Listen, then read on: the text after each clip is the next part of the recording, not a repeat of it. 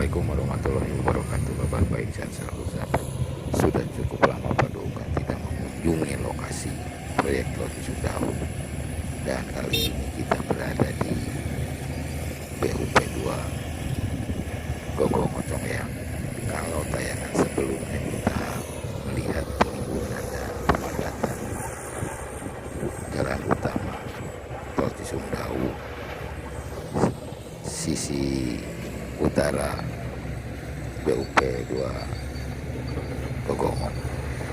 Sekarang kita melihat proses pemadatan dan penimbunan jalan utama sisi selatan BUP 2 Gogongon Congyang.